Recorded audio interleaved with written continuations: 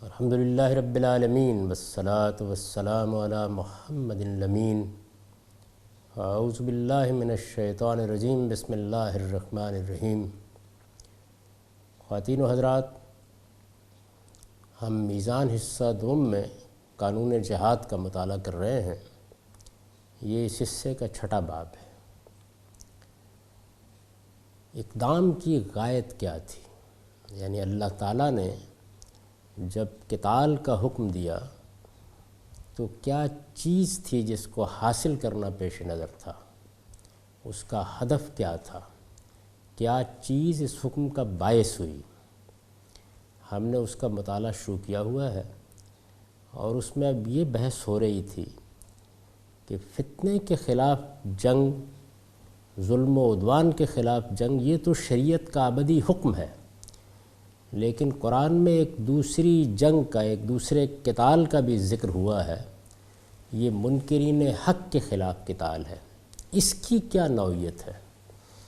اس پہ ہم یہ دیکھ رہے تھے کہ اللہ کے رسولوں کی طرف سے اتمام حجت کے بعد عذاب کا فیصلہ ہوتا ہے، اور ہم نے یہ دیکھا کہ یہ عذاب دو صورتوں میں آتا ہے۔ پہلی صورت کو ہم نے تفصیل کے ساتھ سمجھ لیا تھا۔ اب دوسری صورت زیر بحث ہے۔ میں نے لکھا ہے دوسری صورت میں عذاب کا یہ فیصلہ رسول اور اس کے ساتھیوں کی تلواروں کے ذریعے سے نافذ کیا جاتا ہے۔ یعنی اللہ تعالیٰ کی یہ سنت کہ وہ رسولوں کے ذریعے سے جب کسی قوم پر اپنی حجت پوری کر دیتا ہے تو اس کو اسی دنیا میں سزا دیتا ہے، اور رسول کے ساتھیوں کو اسی دنیا میں ان کی نیکی، ان کے خیر، ان کی جد و جہد اور ان کے اس قتال کی جزا دیتا ہے۔ یہ جزا غلبہ حق کی صورت میں ہوتی ہے، اور منکرین پر خدا کا عذاب آ جاتا ہے۔ یہ عذاب جب قوم نوح پر آیا، یہ جب قوم سمود پر آیا، یہ جب قوم عاد پر آیا، تو ہر شخص نے اس کو سمجھ لیا۔ میں نے ہمیشہ توجہ دلائی ہے کہ قرآن مجید کی ایک بڑی مختصر سورہ ہے، سورہ قمر۔ اس میں اللہ تعالیٰ نے یہاں سے بات شروع کی ہے کہ قیامت ایک ایسی حقیقت ہے جو ہر حال میں سامنے آ جائے گی، یہ برپا ہو کر رہے گی۔ السماء منفطر بہ، آسمان اس کے بوجھ سے پھٹا پڑ رہا ہے، اللہ کے اذن کا انتظار کر رہا ہے۔ نہیں کہا جا سکتا کہ یہ کب نمودار ہو جائے۔ اس پر استدلال کیا ہے کہ یہ اس دنیا میں بھی چھوٹے پیمانے پر بارہا نمودار ہو چکی ہے۔ یعنی قرآن مجید قیامت کے وقوع پر عقلی استدلال بھی پیش کرتا ہے، انفسی اعتدال بھی پیش کرتا ہے، اس کے ساتھ دینونت کے، جزا و سزا کے جو واقعات پیش آئے ان سے بھی استدلال کرتا ہے۔ چنانچہ اس میں اسی سنت اللہ کے ظہور کی مثالیں دی ہیں، اور یہ بتایا ہے کہ قوم نوح کے ساتھ کیا ہوا، عاد کے ساتھ کیا ہوا، سمود کے ساتھ کیا ہوا۔ جب ان سب کا ذکر کر لیا ہے تو پھر رسالت مآب صلی اللہ علیہ وسلم کے منکرین کو خطاب کر کے کہا ہے کہ کفارکم خیر من اولئکم ام لکم براتم فی الزبر، یعنی کیا اے پیغمبر تمہارے یہ منکرین ان سے کچھ بہتر ہیں؟ تم بھی خدا کے رسول ہو، انہوں نے خدا کے رسول کا انکار کیا ہے، ان کے ساتھ بھی وہی ہونا ہے۔ ان کے لیے صحیفوں میں کوئی برات نہیں لکھی ہوئی، چنانچہ وہی ہوا۔ فرق صرف یہ واقع ہو گیا، اور یہی بڑی غلط فہمی کا باعث بن گیا کہ پہلی امتوں کے معاملے میں یا پہلے رسولوں کی قوموں کے معاملے میں عذاب آسمان سے آیا۔ خدا کے فرشتوں نے آ کر صاف و حاسب کا طوفان اٹھایا اور اس قوم کو تباہ و برباد کر کے رکھ دیا۔ قوم نوح کی جو تصویر قرآن مجید نے کھینچی ہے کہ ہم نے زمین سے کہا اپنا سارا پانی اگل دے، اور آسمان سے کہا اپنا سارا پانی برسا دے، اور پھر ایک خاص نشان پر آ کر پانی ٹھہر گیا، اور اپنے بندے کو اور اس کے ساتھی اہل ایمان کو ہم نے چند تختوں اور چند کیلوں پر اٹھا لیا، ذات الواحم و دسر۔ تو وہاں کوئی تردد نہیں پیدا ہوا لوگوں کو.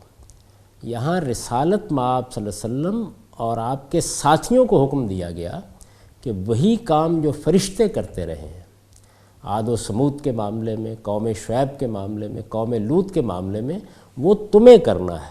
یعذبہم اللہ بایدیکم، اللہ نے فیصلہ کیا ہے کہ آخری رسول کے منکرین کو وہ رسول اور اس کے ساتھیوں کے ہاتھوں سے عذاب سے دوچار کرے گا.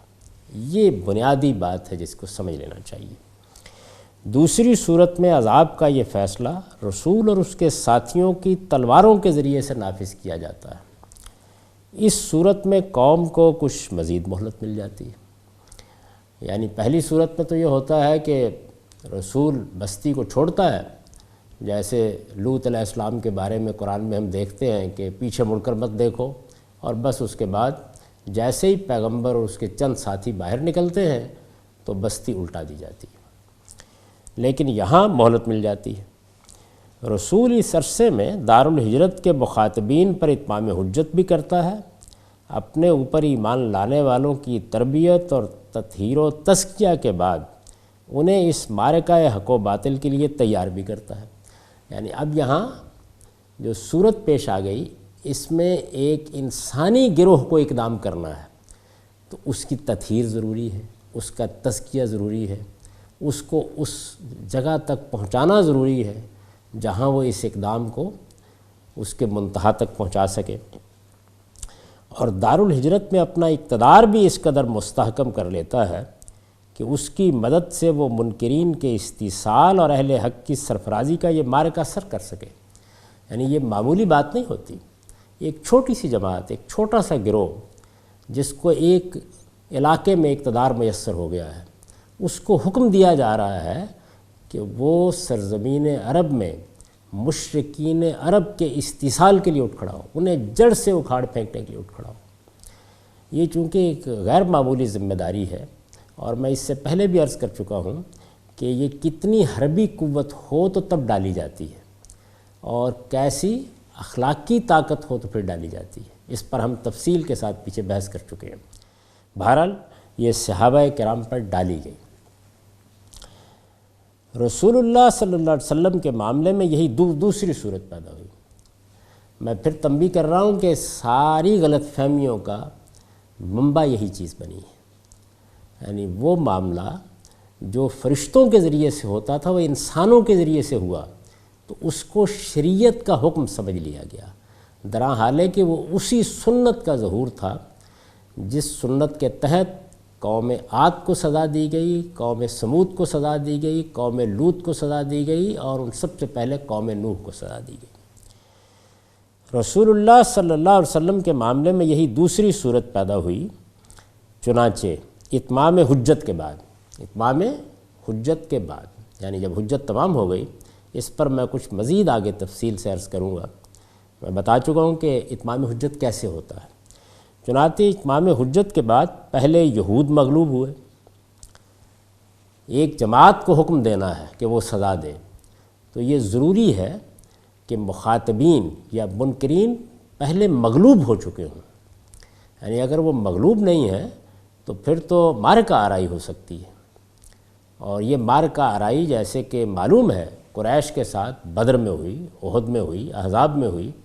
اس کے بعد جا کر وہ صورت پیدا ہوئی کہ وہ ایسے مغلوب ہو چکے تھے کہ پھر رسالت مآب صلی اللہ علیہ وسلم جب فتح مکے کے لیے نکلے ہیں کوئی مزاحمت نہیں ہوئی. چنانچہ اتمام حجت کے بعد پہلے یہود مغلوب ہوئے. معاہدات کی وجہ سے انہیں تحفظ حاصل تھا، یعنی مغلوب تو وہ ہو گئے، اب ان پر سزا کا نفاذ کیا جا سکتا تھا، لیکن ان کے ساتھ رسالت مآب صلی اللہ علیہ وسلم کچھ معاہدات کر چکے تھے. میں اس سے پیچھے واضح کر چکا ہوں کہ جب اللہ تعالیٰ کی طرف سے یہ دینونت کا ظہور ہوتا ہے، یہ قیامت صغریٰ برپا ہوتی ہے، اس میں بھی اگر پہلے کوئی معاہدہ کیا ہوا ہے اور وہ موقت معاہدہ ہے تو اللہ تعالیٰ نے اس کو توڑنے کی اجازت نہیں دی. ان کے ساتھ بھی کچھ معاہدات کیے ہوئے تھے، اور ان معاہدات کی وجہ سے انہیں تحفظ حاصل تھا. یعنی خدا کے پیغمبر کی طرف سے حجت پوری ہو گئی، حق واضح کر دیا گیا، انہوں نے انکار کر دیا اور اس کے نتیجے میں وہ سنت الہی کے مطابق عذاب کے مستحق ہو گئے، لیکن چونکہ معاہدات تھے اس وجہ سے ایک نوعیت کا تحفظ انہیں حاصل رہا۔ لہٰذا ان میں سے جس نے بھی نقض عہد کا ارتکاب کیا، یعنی اب طریقہ کیا اختیار کیا گیا کہ اگر ایک شخص نے یا دو اشخاص نے یا ایک گروہ نے نقض عہد کا ارتکاب کر دیا ہے، اس نے وہ معاہدہ توڑ دیا ہے، اور جس طرح کہ میں نے عرض کیا یعنی اس کی دونوں صورتیں ہیں، علانیہ توڑ دیا یا عملاً توڑ دیا۔ کسی شخص نے اگر وہ معاہدہ توڑ دیا ہے تو اللہ کے رسول کو جھٹلانے کی یہ سزا اس پر نافذ کر دی گئی۔ یعنی اگر آپ اب اس روشنی میں تاریخ کو پڑھیں تو آپ کو یہ معلوم ہوگا کہ یہ بالکل اسی طریقے سے ہوا ہے۔ یعنی اتمام حجت کے بعد یہود عذاب کے مستحق ہو چکے ہیں، انہیں کسی وقت بھی سزا دی جا سکتی ہے، لیکن معاہدات کی وجہ سے ہاتھ روکا گیا ہے۔ اب جس سے نقض عہد کا ارتکاب ہو رہا ہے اس پر سزا کا نفاذ بھی ہو رہا ہے۔ بنو قینقاع کو نبی صلی اللہ علیہ وسلم نے خیبر اور بنو نذیر کو شام کی طرف جلا وطن کر دیا، یعنی اب سزا دینا شروع کر دی گئی۔ چنانچہ ایک قبیلہ بنی قینقاع ان کو نبی صلی اللہ علیہ وسلم نے نکال دیا اور وہ خیبر میں چلے گئے۔ بنو نذیر کو شام کی طرف جلا وطن کر دیا، پھر خیبر پر حملہ کر کے وہاں بھی ان کی قوت توڑ دی گئی۔ اس سے پہلے انہی کے لوگوں میں سے ابو رافع اور کعب بن اشرف کو ان کے گھروں میں قتل کرا دیا گیا۔ اس پر بھی لوگوں کو تعجب ہوتا ہے، یہ کوئی دنیاوی معاملہ نہیں ہوا، بلکہ اتمام حجت کے بعد یہ پوری کی پوری قوم سزا کی مستحق ہو چکی ہے، اور ان کے لیے سزا کیا ہے کہ معاندین قتل کر دیے جائیں گے اور عام منکرین کو جلا وطن کیا جائے گا یا ان کو محکوم بنا کر ان پر جزیہ عائد کر دیا جائے گا۔ یہ بعد میں واضح ہو جائے گا۔ ان کا ایک قبیلہ بنو قینقاع کا قبیلہ تھا، انہیں خیبر کی طرف جلا وطن کر دیا، بنو نذیر کو شام کی طرف جلا وطن کر دیا، پھر خیبر پر حملہ کر کے وہاں بھی ان کی قوت توڑ دی گئی۔ اس سے پہلے انہی کے لوگوں میں سے ابو رافع اور کعب بن اشرف کو ان کے گھروں میں قتل کرا دیا گیا۔ یہ اسی لیے جائز ہوا، یعنی یہ معاملہ اس کائنات کا پروردگار کر رہا ہے، یہ کسی ریاست کے قانون کا نفاذ نہیں ہو رہا۔ یہ لوگ جب معاندت میں اپنے حدود سے آگے بڑھ گئے، یعنی صرف منکرین حق نہیں رہے، صرف رسالت مآب صلی اللہ علیہ وسلم کا انکار کرنے اور آپ کو جھٹلانے ہی کا جرم انہوں نے نہیں کیا، تنہا یہی جرم سزا کا باعث بن سکتا تھا، اس سے آگے بڑھ کر انہوں نے سازشیں کی۔ یہ لوگوں کو بھڑکا کر مدینہ پر حملہ کرانے کے لیے لے آئے، انہوں نے مختلف موقعوں پر دھوکہ دیا، بلکہ یہاں تک معلوم ہوتا ہے کہ رسالت مآب صلی اللہ علیہ وسلم کو قتل تک کر دینے کی سازش کی۔ تو جب ان کی معاندت بالکل واضح ہو گئی تو ان کو گھروں کے اندر ہی قتل کرا دیا گیا۔ بنو قریظہ نے غزوہ خندق کے موقع پر غداری کی، یعنی اب جن جن قبیلوں کی طرف سے غدر کا، نقض عہد کا ارتکاب ہوتا جا رہا ہے یا جن افراد کی طرف سے معاندت ظاہر ہو رہی ہے ان کو سزا دی جا رہی ہے۔ بنو قریظہ نے غزوہ خندق کے موقع پر غداری کی، احزاب کے دل بادل چھٹ گئے اور باہر سے کسی حملے کا خوف باقی نہیں رہا، تو حضور صلی اللہ علیہ وسلم نے فوراً ان کا محاصرہ کر لیا۔ اس سے عاجز ہو کر انہوں نے درخواست کی کہ سعد بن معاذ رضی اللہ عنہ ہمارے حق میں جو فیصلہ کریں وہ ہمیں منظور ہے، یعنی اپنے جرم کا اعتراف کر لیا۔ یہ بات بالکل واضح ہو گئی کہ اب ان کو سزا دی جائے گی۔ اس موقع پر خود انہوں نے درخواست کی کہ سعد بن معاذ جو فیصلہ ہمارے لیے کر دیں گے وہ ہمیں منظور ہوگا۔ اس پر سعد بالاتفاق حکم بنائے گئے، یعنی رسالت مآب صلی اللہ علیہ وسلم نے بھی اس کو تسلیم کر لیا۔ قرآن میں کوئی متعین سزا چونکہ اس وقت تک ان کے لیے بیان نہیں ہوئی تھی۔ قرآن مجید نے بعد میں عام منکرین کے لیے متعین سزا خود بیان کر دی، اس وقت تک بیان نہیں ہوئی تھی۔ رسالت بآب صلی اللہ علیہ وسلم انہیں کوئی بھی سزا دے سکتے تھے، لیکن جب انہوں نے سعد کو حکم مان لیا تو پھر سعد ہی کو فیصلہ کرنا تھا۔ سعد نے یہ فیصلہ کیسے کیا؟ اس لیے سعد رضی اللہ عنہ نے تورات کے مطابق فیصلہ کر دیا، یعنی انہوں نے اس میں انصاف کا طریقہ اختیار کیا کہ میں اپنی کتاب کے کسی حکم سے استنباط کر کے فیصلہ نہیں کرتا، اپنی رائے کی بنیاد پر بھی فیصلہ نہیں کرتا۔ جس جرم کا تم نے ارتکاب کیا ہے اس کی سزا تورات میں بیان ہوئی ہے، میں اسی سزا کا تم پر نفاذ کر رہا ہوں۔ اس لیے سعد رضی اللہ عنہ نے تورات کے مطابق فیصلہ کر دیا کہ بنو قریظہ کے بالغ مرد قتل کیے جائیں، عورتوں اور بچوں کو قیدی بنا لیا جائے اور ان کا مال مسلمانوں میں بانٹ دیا جائے۔ یہ فیصلہ انہوں نے کیا۔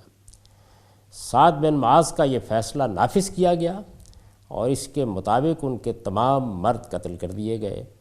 اس کے بعد کوئی قابل ذکر واقعہ ان سے متعلق نہیں ہوا، یعنی یہود سے متعلق نہیں ہوا۔ رسالت مآب صلی اللہ علیہ وسلم جب مدینہ تشریف لائے تو ان کے ساتھ معاہدات کیے گئے، ایک نظم قائم کیا گیا، یہ بھی اس کا حصہ بنے۔ اس کے بعد وہ دعوت سامنے آنا شروع ہوئی جو پیغمبر کی حیثیت سے آپ کو پیش کرنا تھی۔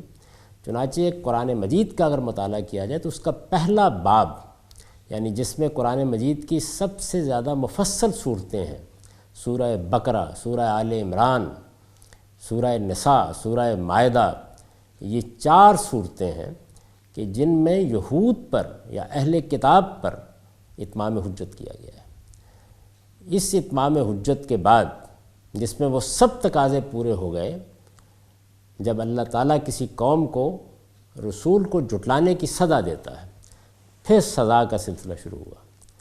اب لوگ چونکہ اس سنت اللہ کو نہیں سمجھتے تو وہ اس کو ایک سیاسی مسئلے کی حیثیت سے دیکھتے ہیں۔ کعب بن اشرف کے قتل کے معاملے میں بھی، ابو رافع کے قتل کے معاملے میں بھی جو زاویہ نظر بنتا ہے وہ چونکہ ایک سیاسی عمل کا ہے، تو پھر جو عام اخلاقی تقاضے ہیں ان کو بھی لوگ چاہتے ہیں کہ ملحوظ رکھنا چاہیے تھا۔ درحال ہے کہ یہ ایک بالکل دوسرا معاملہ ہو رہا ہے، یعنی اس میں اللہ تعالیٰ کی طرف سے اتمام حجت کے بعد سزا کا نفاذ کیا جا رہا ہے۔ یہ سزا اللہ تعالیٰ کی طرف سے دی جا رہی ہے، یہ وہی سزا ہے جو قوم عاد اور قوم سمود کو دی گئی، صرف یہ فرق واقع ہو گیا ہے کہ سزا رسول کے ساتھیوں کے ہاتھوں سے دی جا رہی ہے۔ تو اہل کتاب پر یا یہود پر یہ سزا کیسے نافذ کی گئی، یعنی جو مدینہ کے یہود تھے جن پر اللہ کے پیغمبر نے ہجرت کے بعد اتمام حجت کیا، ان پر یہ سزا کیسے نافذ کی گئی، اس کی میں نے یہ مختصر تفصیل بتا دی۔ اس کے لیے تاریخ کی کتابیں موجود ہیں، سیرت کی کتابیں موجود ہیں، تفصیلات کا مطالعہ ان سے کر لینا چاہیے۔ زاویہ نظر کیا ہونا چاہیے اس کو میں نے واضح کیا۔ سعد بن معاذ کا یہ فیصلہ نافذ کیا گیا اور اس کے مطابق ان کے تمام مرد قتل کر دیے گئے۔ اس کے بعد کوئی قابل ذکر واقعہ ان سے متعلق نہیں ہوا، یہاں تک کہ سورہ توبہ میں اللہ تعالیٰ کا حتمی فیصلہ ان کے بارے میں نازل ہو گیا۔ یعنی اتمام حجت ہو چکا تھا، معاندین کو اللہ تعالیٰ کے حکم پر سزا بھی دی جا چکی تھی، لیکن اب آخر میں حتمی فیصلہ نازل کر دیا گیا کہ جو لوگ اب بچ گئے، ظاہر ہے کہ معاندین تو قتل کرا دیے گئے تھے یا کہیں اگر موجود تھے تو جلا وطن کر دیے گئے تھے، اب سب کے بارے میں ایک قانون بیان کر دیا گیا۔ اللہ تعالیٰ نے یہ بتایا کہ ان کے لیے کیا سزا ہوگی۔ ارشاد فرمایا ہے، قاتل الذین لا یؤمنون باللہ ولا بالیوم الآخر ولا یحرمون ما حرم اللہ ورسولہ ولا یدینون دین الحق من الذین اوتوا الکتاب حتی یؤتوا الجزیۃ عن ید وہم صاغرون۔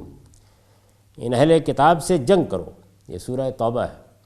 ان اہل کتاب سے جنگ کرو جو نہ اللہ پر ایمان رکھتے ہیں، نہ قیامت کے دن کو مانتے ہیں، نہ اللہ اور اس کے رسول نے جو کچھ حرام ٹھہرایا ہے اسے حرام ٹھہراتے ہیں، اور نہ دین حق کو اپنا دین بناتے ہیں۔ یعنی اب گویا مسلمانوں کو حکم دے دیا گیا کہ ان کے خلاف اب اقدام کیا جائے گا۔ اگر جلا وطن ہے کہیں وہاں پر بھی اگر کہیں موجود ہیں تو وہاں پر بھی ان کے خلاف آخری اقدام کا حکم دے دیا گیا کہ ان سے لڑو۔ اور ان کے جرائم کیا ہیں؟ اللہ کے پیغمبر نے ان کو دعوت دی، یہ نہ پہلے خدا پر حقیقی ایمان کے حامل تھے، نہ اب اس کے لیے تیار ہوئے، نہ پہلے آخرت کو جیسے ماننا چاہیے مان رہے تھے، نہ اب ماننے کے لیے تیار ہوئے۔ اللہ اور رسول نے شریعت کے جو احکام ان کے ہاں مشتبہ ہو چکے تھے ان کو واضح کر دیا، حلال بھی واضح کر دیا، حرام بھی واضح کر دیا، یہ ان کو بھی اختیار کرنے کے لیے تیار نہیں ہوئے۔ اور بدرجہ آخر دین حق آ گیا، خدا کی ہدایت آ گئی، یہ اس کو بھی قبول کرنے کے لیے تیار نہیں ہوئے۔ لہٰذا اب یہ سزا کے مستحق ہو گئے ہیں۔ ان کی سزا کیا ہے؟ ان سے لڑو یہاں تک کہ وہ مغلوب ہو کر جزیہ ادا کریں اور ماتحت بن کر زندگی بسر کریں، یعنی ان کو محکومی کی سزا دی جائے گی۔ اب یہ عام منکرین ہے، کیونکہ معاندین کے بارے میں عرض کر چکا کہ ان کے بھی تمام معاندین قتل کرا دیے گئے تھے، ان کو سزا مل چکی تھی۔ عام منکرین کے بارے میں یہ فیصلہ سنایا گیا۔ یہ حکم یہود و نصارہ دونوں کے بارے میں تھا، یعنی اس میں جو لفظ استعمال کیا گیا ہے وہ اہل کتاب کا ہے۔ چنانچہ یہود کو بھی اور نصارہ کو بھی اللہ تعالیٰ نے آخری پیغمبر کو اتمام حجت کے بعد جھٹلا دینے کے نتیجے میں یہ سزا دی۔ یہ حکم یہود و نصارہ دونوں کے بارے میں تھا۔ اللہ کے آخری پیغمبر کی طرف سے اتمام حجت کے نتیجے میں عذاب استیصال کا مستحق ہو جانے کے باوجود، یعنی اصل میں تو یہ اس کے مستحق ہو گئے تھے کہ ان کو زمین سے مٹا دیا جائے، ان کا استیصال کر دیا جائے، یہ اس کے مستحق ہو گئے تھے۔ اس کے باوجود یہ ان کے لیے بڑی رعایت تھی جو ان کے اصلاً توحید ہی سے وابستہ ہونے کی وجہ سے ان کے ساتھ کی گئی۔ یعنی چونکہ اللہ تعالیٰ کا یہ مستقل قانون قرآن میں بیان ہوا ہے کہ توحید پر ایمان کے ساتھ جرائم کا ارتکاب ہو تو یہ رعایت قیامت میں بھی ملے گی۔ چنانچہ وہاں پر بھی دیکھیے یہی بیان کیا گیا ہے کہ اللہ ہر گناہ کو معاف کر دے گا، لیکن اس کو معاف نہیں کرے گا کہ اس کے ساتھ جانتے بوجھتے کسی کو شریک ٹھہرایا جائے۔ توحید گویا ایک طریقے سے سپر بن جاتی ہے، ڈھال بن جاتی ہے، اس لیے ان کے ساتھ بھی رعایت کی گئی۔ اور پھر ان کا ایک خاص معاملہ بھی ہے جس کو ہم زیر بحث لائیں گے ایک دوسرے مقام پر، تو آپ یہ دیکھیں گے کہ ان کے ساتھ معاملہ کرنے میں چونکہ یہ بنی اسرائیل ہے، اللہ تعالیٰ کا ایک اور خصوصی قانون بھی کار فرما ہے، لیکن انہوں نے اس سے فائدہ نہیں اٹھایا۔ یعنی رعایت کی گئی لیکن انہوں نے اس سے فائدہ نہیں اٹھایا، اور نبی صلی اللہ علیہ وسلم کے دنیا سے رخصت ہو جانے کے بعد ایک مرتبہ پھر غدر اور نقض عہد کا رویہ اختیار کرنا شروع کر دیا۔ اس موقع پر ان سے کہا گیا کہ جزیہ دیں اور محکوم ہو کر زندگی بسر کریں، ماتحت اور زیر دست ہو کر زندگی بسر کریں، برابر کے شہری کی حیثیت سے نہیں، محکوم اور زیر دست، وہم صاغرون، اور جزیہ ادا کریں، یہ ان کو کہا گیا۔ لیکن پھر انہوں نے جن جن علاقوں میں یہ آباد تھے غدر اور نقض عہد کا رویہ اختیار کرنا شروع کر دیا۔ چنانچہ خیبر کے یہود اور نجران کے نصارہ دونوں کو بالآخر سیدنا فاروق رضی اللہ عنہ نے ہمیشہ کے لیے جزیرہ نما عرب سے جلا وطن کر دیا۔ یعنی اگر کچھ ان کے لیے رعایت ہوئی بھی تھی اور ان کے لیے وہاں رہنے کا ایک موقع نکل آیا تھا، یہ اس سے بھی فائدہ نہیں اٹھا سکے، اور سیدنا فاروق نے چونکہ سزا کے تو یہ مستحق ہو چکے تھے، ان کو جلا وطن کر دیا۔ اور اس طرح اللہ تعالیٰ کی وہ بات ان کے بارے میں پوری ہو گئی جو قرآن میں اس طرح بیان ہوئی ہے، وَلَوْلَا أَن كَتَبَ اللَّهُ عَلَيْهِمُ الْجَلَالَ لَعَذَّبَهُمْ فِي الدُّنْيَا وَلَهُمْ فِي الْآخِرَةِ عَذَابُ النَّارِ۔ اور اگر اللہ نے ان کے لیے جلاوطنی نہ لکھی ہوتی تو وہ دنیا ہی میں انہیں عذاب دے کر ان کا نام و نشان مٹا دیتا۔ یعنی ان کو چونکہ اس سے پہلے سے یہ سزا سیدنا مسیح علیہ السلام کا انکار کر دینے کے نتیجے میں یہ سزا دی جا چکی ہے کہ یہ دنیا میں مارے مارے پھریں گے، ان پر جلاوطنی کا عذاب مسلط رہے گا۔ اگر اللہ تعالیٰ نے ان کے لیے پہلے سے یہ فیصلہ نہ کر دیا ہوتا تو اس وقت جس جرم کا انہوں نے ارتکاب کیا تھا تو وہ دنیا ہی میں انہیں عذاب دے کر ان کا نام و نشان مٹا دیتا، اور آخرت میں تو ان کے لیے دوزخ کا عذاب مقرر ہی ہے۔ یہ سورہ حشر میں ان کے بارے میں فرمایا، اور اس طریقے سے گویا عذاب کی پہلی قسط رسول اللہ صلی اللہ علیہ وسلم کے منکرین پر نازل ہو گئی۔ قانون دعوت کا مطالعہ ہم کر چکے ہیں، اس میں تفصیل سے یہ بات زیر بحث آ چکی ہے کہ بنی اسرائیل کی خصوصی حیثیت کیا ہے۔ ان کے لیے کچھ خصوصی قوانین ہیں، جس طریقے سے رسول کے مخاطبین کے لیے، براہ راست مخاطبین کے لیے، رسول کی قوم کے لیے خصوصی قوانین ہیں، جن میں سے ایک کا ہم یہاں مطالعہ کر رہے ہیں۔ بالکل اسی طریقے سے بنی اسرائیل کو اللہ تعالیٰ نے اسی طرح منتخب کیا تھا جس طرح وہ انسانوں میں سے رسولوں اور نبیوں کا انتخاب کرتا ہے۔ ان کے لیے بھی کچھ خصوصی قوانین ہیں۔ وہ قوانین بھی یہ تقاضا کر رہے تھے کہ ان کے ساتھ استیصال کا معاملہ نہ کیا جائے، یعنی ان کو بالکل زمین سے مٹا دینے کا فیصلہ نہ کیا جائے۔ وہ قوانین بھی یہ تقاضا کر رہے تھے، اور یہ توحید کو بھی مانتے ہیں۔ یعنی یہ کس جرم کا ارتکاب کرتے ہیں؟ شرک کرتے ہیں۔ ان کے شرک کو قرآن نے بیان کیا ہے، جگہ جگہ اس کا حوالہ دیا ہے، لیکن یہ تعویل کا شرک ہے۔ اس فرق کو بہت اچھی طرح سمجھ لینا چاہیے۔ یعنی ایک چیز یہ ہے کہ کوئی فرد یا گروہ یہ کہتا ہے کہ اللہ نے اپنے شریک ٹھہرائے ہیں، اور وہ شرک کو شرک مان کر ایک اپنے دین کی حیثیت سے اختیار کر لیتا ہے۔ اور ایک دوسری چیز یہ ہے کہ ایک مسلمان ہے، وہ کہتا ہے کہ میں توحید پر ایمان رکھتا ہوں، میں یہی مانتا ہوں کہ اللہ ایک ہے، اللہ کے سوا کوئی معبود نہیں، وہی اس کائنات کا تنہا خالق ہے، اسی نے یہ سارا نظم قائم کر رکھا ہے، وہ یہ مانتا ہے، لیکن اس کے بعد شرک کرتا ہے اور اس شرک کی تعویل کر رہا ہوتا ہے۔ یعنی تورات کی کسی آیت کا ایک مدعا لے لیا، کوئی ایک علم کلام کا مسئلہ پیدا کر لیا، کوئی خاص نوعیت کا فلسفہ تراش لیا۔ ہم مسلمانوں کے اندر بھی اس وقت دیکھا جا سکتا ہے کہ بہت سے لوگ ہیں جنہوں نے شرک کا ارتکاب کیا ہے، اور اہل علم بتاتے رہے ہیں۔ یہ کوئی اسی زمانے کی بات نہیں ہے، آپ شاہ ولی اللہ کی تصنیفات کو دیکھیے، انہوں نے اپنے زمانے میں مسلمانوں کی حالت کا جہاں تفہیمات میں جائزہ لیا ہے، وہاں ایک ایک شرک کو واضح کیا ہے اور بتایا ہے کہ یہ کس نوعیت کے شرک ہیں جن میں مسلمان بدقسمتی سے مبتلا ہو گئے ہیں، لیکن ان کو توحید کے منکر نہیں کہا جا سکتا۔ یعنی ان سے ایک غلطی کا ارتکاب ہو رہا ہے، وہ تعویل پیش کر رہے ہیں۔ باطن میں کیا ہے، اس کا فیصلہ دنیوی قانون میں نہیں کیا جا سکتا، اس کے لیے قیامت میں اللہ اپنا فیصلہ سنائے گا۔ لیکن دنیا کے لحاظ سے چونکہ یہاں جو معاملہ اللہ تعالیٰ کر رہے ہوتے ہیں وہ ظاہر پر کر رہے ہوتے ہیں، تو اس وجہ سے اس کو قبول کیا گیا کہ وہ اصلاً توحید کے ماننے والے ہیں، منکرین توحید نہیں ہیں، تو ان کو رعایت دی گئی۔ یہ کیا رعایت تھی؟ یعنی ان پر موت کی بجائے محکومی کا عذاب مسلط کر دیا گیا۔ اس کی تفصیل میں کر چکا ہوں، یہ صرف چند چیزوں کو یہاں واضح کیا ہے۔ قانون دعوت میں یہ تفصیل کے ساتھ زیر بحث آ چکا ہے۔ تو یہ معاملہ ان کے ساتھ ہوا۔ اس کے بعد اب یہ دیکھیے کہ نبی صلی اللہ علیہ وسلم کی قوم، یعنی یہ پہلے مغلوب ہو گئے، دعوت کے لحاظ سے یہ مؤخر ہیں۔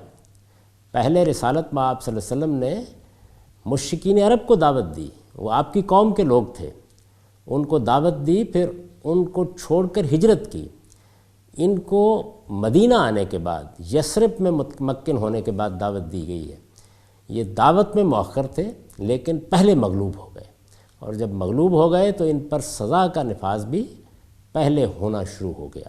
تاہم یہ سزا پایہ تکمیل کو سیدنا فاروق رضی اللہ عنہ کے زمانے میں جا کر پہنچی۔ وہ گروہ جو اصل گروہ ہے، اصل مخاطبین ہیں، جن کے اندر رسالت میں آپ صلی اللہ علیہ وسلم کی بعثت ہوئی، وہ مشرکین عرب یا بنی اسماعیل ہیں۔ اب ہم ان کے معاملے کو اگلی نشست میں دیکھیں گے۔ اقول قولی ھذا واستغفر اللہ لی ولکم ولسائر المسلمین۔